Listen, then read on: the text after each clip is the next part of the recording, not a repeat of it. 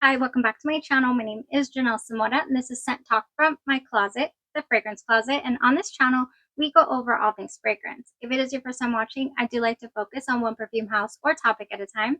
And for today, we have our second review from the house, Amelie in New York. Now, this fragrance brand has inspired by fragrances. They are adding fragrances every day, every other day. I've noticed. I've been getting emails. So it's making it a little difficult to place my second order, but I do want to bring some more in here to review for you guys. This is our second review from the brand. Our very first one was Creed's Carmina, and they really knocked it out of the park with that one. If this is something you're interested in, go ahead and continue watching. Consider hitting that subscription button and the bell so you'll be notified to new videos. So the fragrance for today is Parfums de Marly's Althair. I have seen it pronounced Althair or Althair. And from the brand here, Amelie in New York, it is called Aquila. I did wear the fragrances side by side and also alone so that I would get to really know the fragrance before I talk to you about it. It had taken me a while to go ahead and try the original. Finally got around to it, thank goodness. I truly enjoyed, the inspired by. So it's just so many fragrances, right? So little time. Let's go ahead and talk about the fragrance itself. Parfums de Marly's Altair. It is an amber vanilla fragrance released in the year 2023. It is a masculine fragrance, or at least that is how it's marketed. But the minute I saw vanilla, I said I must try. I do love a vanilla fragrance. This is what the bottles look like for the masculine leaning bottles. I have here Pegasus. Now, interestingly so, the fragrance perfumer here is Hamid Mercati Kashani, and he is the perfumer for several masculine fragrances from the Parfums de Marly. He is the perfumer for Leighton Exclusive, Pegasus Exclusive, Oriana, and Percival and Sedley. Oriana is one of their feminine leaning fragrances, and those bottles, I'll put it here, look very feminine and beautiful. Valleya is another feminine one from Perfumes de Marly. Really high quality fragrances as well. I mean, they are up there on the price point as well. We'll go over that, a little later in the video. But let's go ahead and talk about what this smells like. So we have a perfumer here that's done several fragrances for the house. And, he came out with this one. It is masculine leaning according to some reviews. But the fragrance notes are cinnamon, cardamom, orange blossom, and bergamot. In the mid, bourbon, vanilla, and elamai. In the base, praline, musk, and ambroxan, and guaiac wood. Now, I will say that this is not an ooey gooey vanilla. This is not a straight up gourmand type fragrance. And the cinnamon, surprisingly, is not very strong and apparent. It is also not holiday vibe cinnamon, and it is not baker's type cinnamon, which to me, this is why I don't consider this a gourmand leaning fragrance. Do I think it's masculine? Yes, because of the cardamom. I even think that if they had upped the ante on this cardamom, even just a slight bit more, or even the wood, because there is some guaiac wood here in the base, I think it would have gone more masculine. But as it is, as I tried, as I got a feel for the fragrance, I really do feel this is straight up unisex. I did read some reviews that mentioned that this leaned feminine to them. Some people might think that vanilla or really sweet fragrances are feminine, or they just don't really care for that scent profile. I don't think this leans feminine, in my opinion. Now, this opens up really bright but very warm at the same time. It's got the brightness from the bergamot, but then the warmth immediately from that vanilla just comes in just pretty much immediately. The spice from the cinnamon as well, I feel, is adding to a bit of a warm feel. Now, the vanilla that is in here is bourbon vanilla, and it is extremely sweet and very strong. It warms up on your skin as you're wearing it. It's also really comforting. Now the cardamom, I feel with the LMI, I think maybe was making my brain think I was smelling lavender. I was driving to work thinking, am I smelling lavender with vanilla? Like, this is so comforting. I'm enjoying. I hadn't checked out the notes yet, and I really thought I could have sworn there was some lavender in this fragrance. But there wasn't, come to find out. So, you're just gonna get that feeling possibly, because I know I sure did. Now, as the fragrance goes on, as you're wearing it, the praline also adds a level of sweetness, right along with that bourbon vanilla. So again, maybe that's why some people think it leans femme. I don't. I think it is a unisex fragrance. If you're a male who loves to wear vanilla, you're gonna really love this. And then that cardamom, if anything, this leans slightly masculine. It really does. Now, the praline to me in this blend is really creamy. I felt like this praline was not, I didn't get anything gooey again. I don't get any gooey texture or feel. In fact, I get a bit of a dry feel. Almost powdery, dusty, sweet candy, like a sweet candy powder.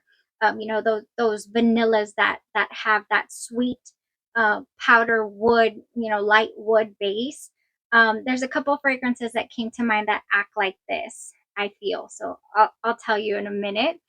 Yeah, that intensity of the vanilla just really, really warms up on your skin all day long. It is so comforting. Again, back to the vanilla because that's kind of how the fragrance behaves itself. The sweetness, with the praline as well, is just candied like. It's got a candied touch. And then the Gaiac wood is really nice and light. I love that they didn't just blast it with a stronger wood in that base. It's a beautiful blend. I really did get, all the feels from this. Warmth, sweetness, just I smell good. I got, some sillage. How did the fragrance perform? Let's talk about the differences here from the inspired by and the original. Everything I just said about this fragrance, as far as the smell of it, they both acted identical as far as smell in the opening, in the mid, and as they warmed up on the skin. They smelled identical to me. I could not find a difference. Whereas in Creed's Carmina by this brand Amelie in New York, I did get a difference. I didn't get the cherry tone as evident. In this Perfumes and Marley's Altair versus the Aquila by Amelie in New York, I'm like, where are the differences? I'm not getting them. I got the bright bergamot, equally the same in both fragrances, everything the same. Where they differed was performance. So for the Perfumes de Marly, I do get a strong feel for a good 3 to 4 hours, and you're leaving a pretty sizable amount of sillage. It projects nicely for 3 to 4 hours before it starts to tone down. On your skin, you're going to hold on to it for about 8 hours or so before it's just really light, almost not apparent. It is still apparent on your clothes though.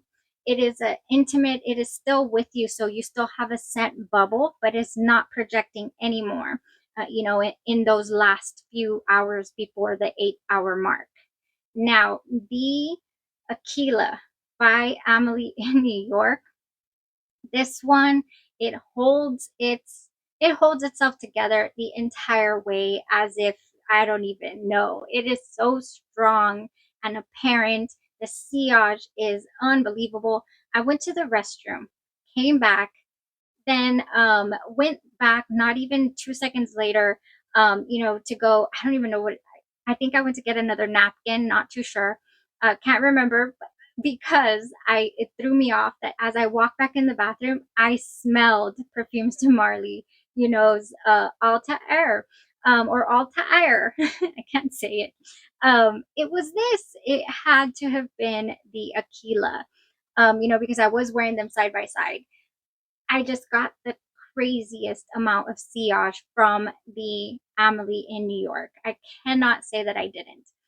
So at the way end, so obviously this is gonna stick to you. It's gonna stay with you until you take a shower and wash your clothes. Um, you know, the one from Amelie in New York. I even went up to a coworker and said, please tell me that I'm not, losing it. What do you smell here? Yeah, I can still kind of smell it. What do you smell here? Oh, it is there. So I did, ask somebody also for their opinion. So, and they were like, I can smell it in the air too. So the sillage is going to stay with you the entire day. Projection, it's going to project, a little past arm's length. And we are talking all day long. So if you enjoy the scent profile, even if you have the original bottle, I really do feel like the Amelie in New York will just amp up your experience and get you a larger scent bubble, a lot more projection. Yes, this was a nice, nice wear. It was a comforting, just beautiful hug is what it felt like. It had a really busy day and I just felt enveloped and it was so good. So I did enjoy the fragrance, you guys. I'm happy. I was a little worried that it was going to be just too masculine for me and I wasn't going to enjoy it. But I ended up very much so enjoying it. So that was the comparison there. Now, to kind of elaborate a little bit on what I was smelling as far as the woody vanilla goes, I do have a couple of fragrances here, and also I got a little air to Louis Vuitton. Now, this is by Louis Vuitton. Louis Vuitton. I only have like this much left. I have tried it a couple of times because I was so curious. I did a nice, lovely swap with a friend. This has the cardamom note in it, and this is what I was smelling that the PDM also has. Now, the woody sweet vanilla, I also get Gallo Gourmand. Now, this fragrance it says a coconut note, but I do not get it. I get a dry, woody vanilla. More wood in here, actually, than I do get from this blend here by Perfumes de Marly. So I got that, and of course, I got lavender. That was not even present at all in the Aquila or the Altair at all. So that was it, you guys, for the comparison review. Another winner. We're 2 for 2. From the brand here, Amelie in New York. I already got your suggestions on what you feel I should check out next from the brand, and I'm super close to finalizing my order. But like I'm saying, they keep adding new ones, and I'm like, maybe I'll wait till Saturday, to go ahead and place my order. But yeah, I really highly recommend this fragrance brand. It seems like they're going to get them really close to the original and then give us just better performance and longevity if that's even an issue with the original. It could be you're seeking out something because of price point. Perfumes de Marly here will run you $350 for the 125 ml, $75. I'm sorry, $250 for the 75 ml. Whereas all the Amelie in New York's are $42 for 30 ml. So it's just a really just interesting price point here, difference. I am one who will collect fragrances. I will purchase the original fragrance if I loved it, and then I will also go and venture out into inspired by fragrances of that line, or of that scent if I love something that much. So that's just kind of, just a thought. I just don't want to ever make it seem like I'm favoring, inspired by fragrances over original fragrances, because that's definitely not my point. I'm not trying to put anyone off of indulging, spoiling themselves, or treating themselves to something really nice and, expensive, even if the performance isn't there. If it's a fragrance that you love, and you wanna splurge, then that's by all means. I do it too. That was it for today, you guys. I hope you enjoyed that. I'll be back with this brand. And then next up, we have coming up some first impressions on something I was sent that I'm super excited to share with you guys. If you have any suggestions at all, I have a little notebook. I'm writing them down, gathering notes and whatnot for you guys, to keep the scent talk going. We'll be back. If this, why am I saying if this is something you're interested in? That is it for today. Y'all have a blessed rest of your day, your night, or your evening, and you stay safe.